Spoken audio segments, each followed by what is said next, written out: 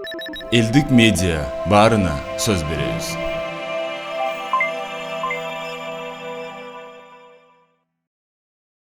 Менин дарегиме Бишкек шаарынын айланасындагы жаңы конуштардын элдин атынан кат келип түштү, 2 кат. Ошол жөнүндө кайрылып кетейин. Мындай булардын көйгөйлөрү мурда да мурунку созупта да көтөрүлүп жүргөн.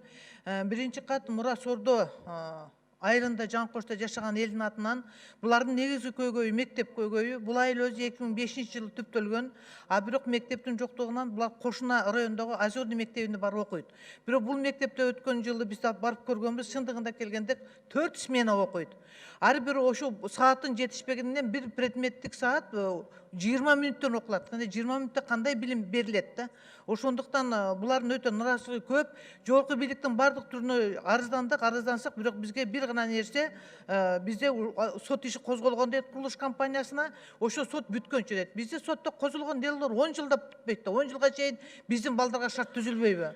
Ошондуктан мен айткым келет. 17-жылы башталып үстү жабылган мектеп 18-жылы токтогон ошо ойдон турат дейт. Ошондуктан мен айткым келет. Быйылкы жылы 80 бала ал жерге барат экен. Булардын коопсуздугуна ким жооп берет дейт. Ал эми ошол айыл башталгандан берки 1-класска кирген балдар уже бүтүптүр. Мындан сырткары ал жерде балдарды ташый турган техника жок. Бир багана маршрут бар дейт. Ошо маршрут балдардан 15 сомдон алат дейт. Балдарды биз бекер кылсын деп атабыз. Жок дегенде арзандатпайбы? Бул деген туура эмес да. Ошондуктан мен айттым, бул нерсени караңыздар. Экинчиси, бул Акбата конушунан келген. Ал жерден Свердлов районуна караштуу Акбата конушунда 5000 жашайт, Ак Жарда 10.000 жашайт, Адилетте 3000. Булардын ортосунда бир гана мектеп бар дейт, шарты жок дейт. Ал мектепте 15 жылдан бери ошол мектепте 18.000ден ашык элдин окуучулары 2008-жылы бүткөн 180 орындык мектепте 1060 бала окуйт дейт. Мунда дагы бир партада 4 бала отурушат, 4 смена окуйт. Эртең мененки 7:30-дан кечки саат 7:30 чейин окуйт. Бул жерде дагы эч кандай санитардык норма сакталган эмес. Ошондуктан балдардын көптүгүнөн мугалимдер менен балдардын осы психологиялык, эмоционалдык аркында пикир кешириптер пайда болуп атат дейт. Мындан сырткары балдардын бардыгына бирдей шарттар түзүш керек. Жаңы министр болду. Мындай шартты, мындай башталган мектептин бүткөгөндө бардык аймактарда бар. Айрыкча Баткенде дагы 3 мектеп башталып бүтпөй токтоп турат. Ошондуктан министр биринчи кезекте ушул 2 мектепке барып көрсүнчү, 4 смена окуган мектепте канчалык деңгээлде билим берилип атат экен. Бул экинчи айылда дагы бир эле маршрут каттайт дейт. Ал маршрут келечек мурушуна барбайт.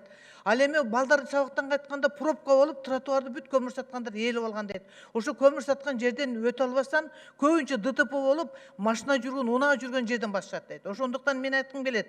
Ушул шарттарды балдарды или маршруттан акчасын бекер кылып берсин, или арзандатсын. Ал эми мектептин шартыны бул туура эмес бул. Бардык мектепте шарт болуш керек. Ошону бир көзөмөлгө алып, бирок жообун бизге берип койсоңуздар. Министр тез арада барып кабыл алсын, жакын эле турат, 1 сааттык жол. Элдик медиа баарына сөз беребиз.